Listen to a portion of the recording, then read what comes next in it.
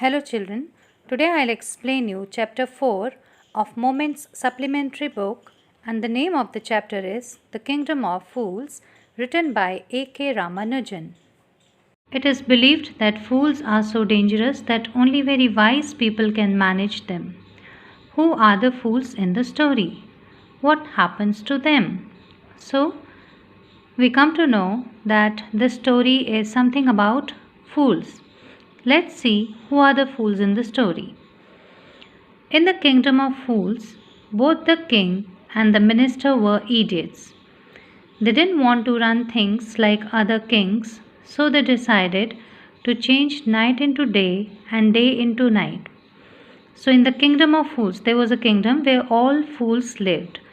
Both the kings and his ministers were all idiots, and they did not want that everything should run normally, and they decided that something should be different in their kingdom. So they decided to change night into day and day into night. Means whatever things we do at night we'll do in the daytime, and whatever things are done in the daytime will be done now in the night. They ordered that everyone should be awake at night. No one should sleep at night. Till their fields. Till their fields means prepare their fields for sowing seeds, and run their businesses only after dark, and go to bed as soon as the sun came up. So, according to their rule, everybody had to awake at night and do everything at night, and in the daytime they had to sleep. Anyone who disobeyed would be punished with death, and those who disobeyed this law, this rule, would be given a death punishment. The people did as they were told for fear of death. The king and the minister were delighted at the success of their project, because everyone feared his death and they had to follow whatever the king told. So the king and his ministers were very happy that their plan was running successfully. One day, a guru and his disciple arrived in the city. It was a beautiful city. It was broad daylight, but there was no one about. So when a guru and his disciple arrived in the city, they saw that although the city was very beautiful, but no one was there in the city. Everyone was asleep, not a mouse stirring. Even the cattle had been taught to sleep by day. So both the guru and his disciple, they found that everyone was sleeping in the daytime. Even the animals, the cattle, were also sleeping. The two strangers were amazed by what they saw around them, and wandered around town till evening, when suddenly the whole town woke up and went about its nightly business. So both guru and his disciple, they were wandering throughout the village, throughout the town, and when it was evening time, then they noticed that everyone got up and they started doing their daily business. The two men were hungry. Now that the shops were open, they went to buy some groceries. To their astonishment, they found that everything cost the same, a single dudu. Dudu means 1 rupee. Whether they bought a measure of rice or a bunch of bananas, it cost a dudu. So, when they went to the shops to buy something to eat, they were very much surprised to know that whatever they will buy, they would have to pay only 1 rupee for that. Whatever amount of rice or either a bunch of bananas, it would cost only a rupee, that is a dudu. The guru and his disciple were delighted. They had never heard of anything like this.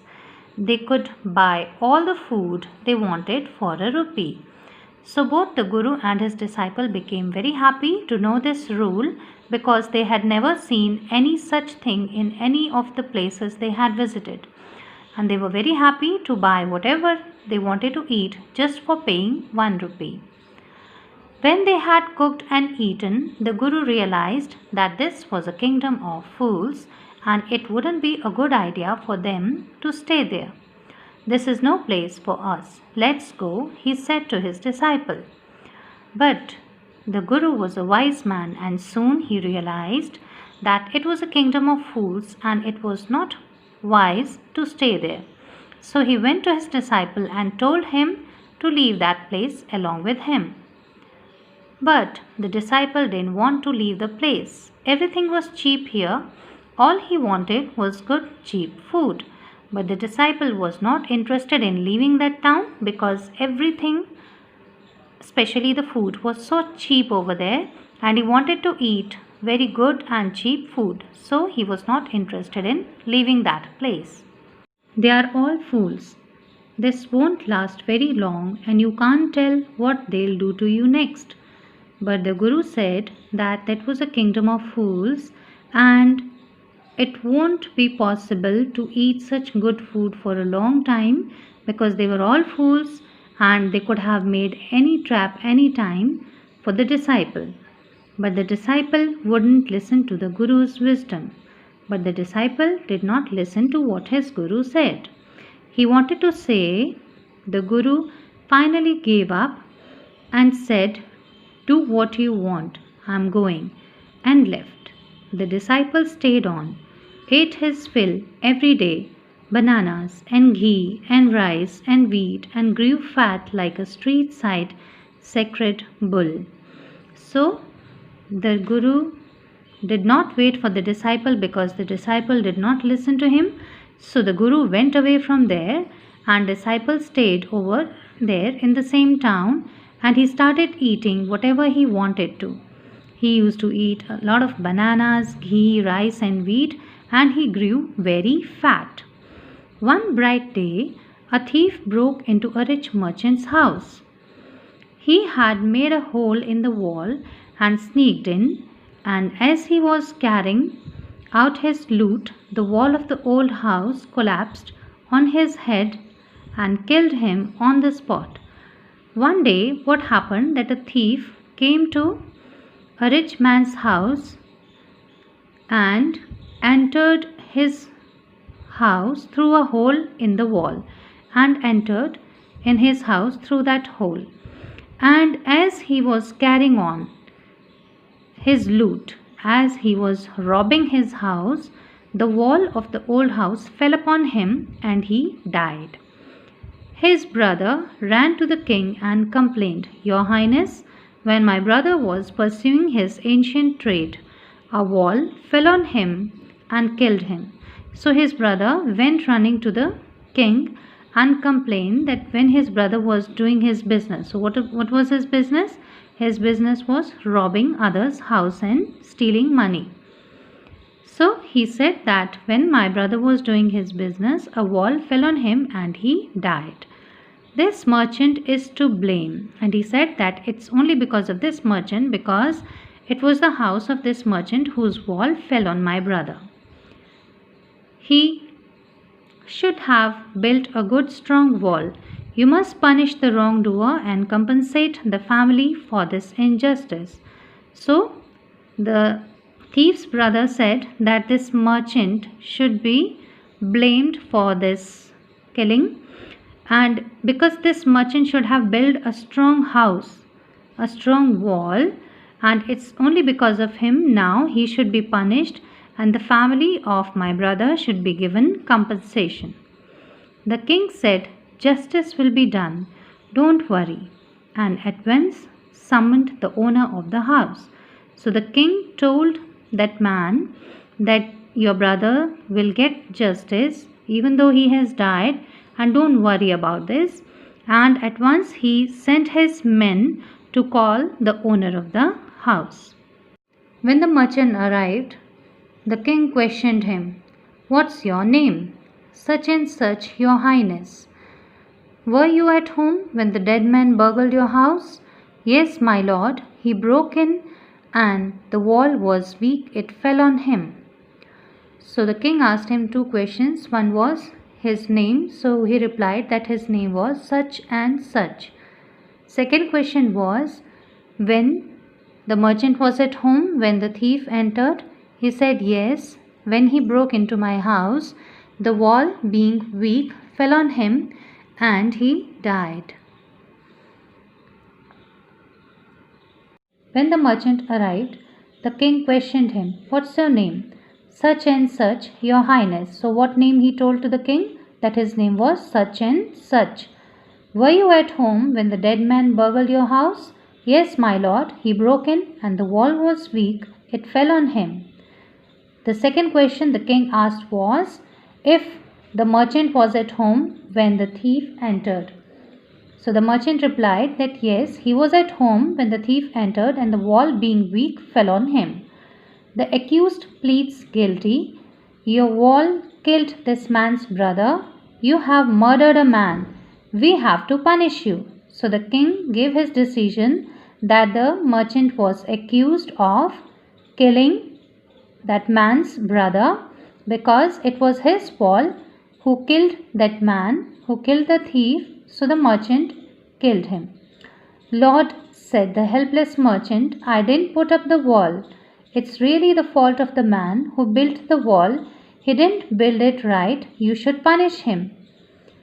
But the merchant, he was very helpless at that time, so he requested the king to catch that man who had built the wall, because it was not merchant's fault because he hadn't built the wall. "Who is that, my lord? This wall was built in my father's time.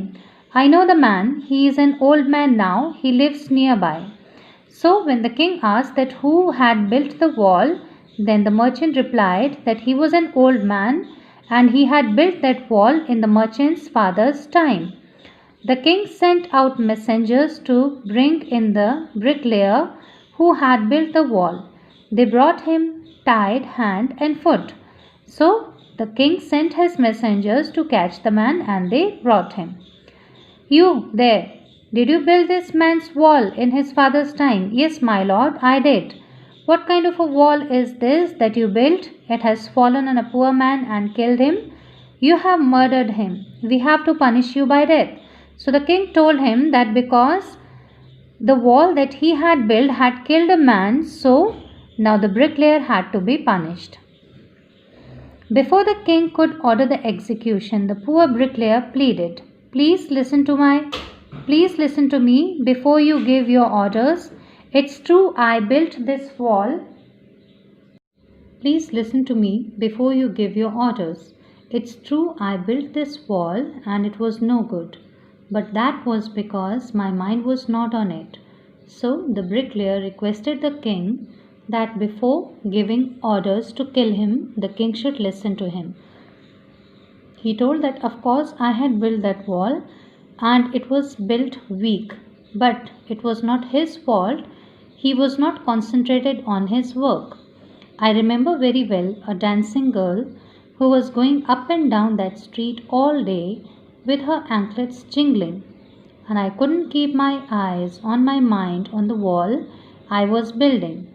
So he remembered that there was a dancing girl who was going up and down that street when he was building that wall, and because she was jingling her anklets, he could not concentrate on his work and the wall built was weak. You must get that dancing girl. I know where she lives. You are right. The case deepens. We must look into it. It's not easy to judge such complicated cases. Let's get that dancer, wherever she is. So the king realized that the case was really very complicated, and he told his men to go and look for the dancing girl. The dancing girl, now an old woman, came trembling to the court, and by that time that dancing girl had become an old woman. Did you walk up and down the street many years ago while this poor man was building a wall? Did you see him? Yes, my lord, I remember it very well. So the king questioned that if she had seen that man, bricklayer, building that wall, and if she was walking up and down the street, and she admitted. So you did walk up and down with your anklets jingling? You were young and you distracted him, so he built a bad wall. So the king told the lady that because she was jingling her anklets all the time and walking up and down the street, because of this, the bricklayer could not concentrate, he got distracted and he built a weak wall. It has fallen on a poor burglar and killed him. You have killed an innocent man, you will have to be punished. She thought for a minute and said, My lord, wait. I know why I was walking up and down that street. I had given some gold to the goldsmith to make some jewelry for me. He was a lazy scoundrel.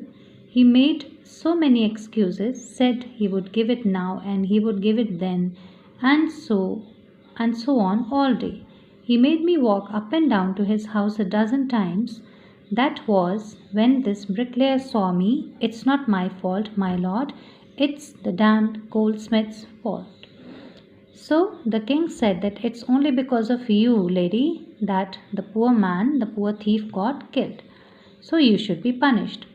But the old dancer told the king that it was not her fault and it was the fault of the goldsmith because of whom she had to walk up and down the street several times, and the bricklayer made the poor wall because of this. So she should not be punished, but the goldsmith should be punished because it was his fault. Poor thing, she is absolutely right, thought the king, weighing the evidence. We have got the real culprit at last. Get the goldsmith wherever he is hiding at once. So the king also realized that really it's not the fault of the dancer, it's the fault of the goldsmith, and sent his men to bring him. The king's bailiffs searched for the goldsmith who was hiding in a corner of his shop. When he heard the accusation against him, he had his own story to tell. And when that goldsmith came to know the whole story, he also brought some excuses and he wanted to tell the story to the king.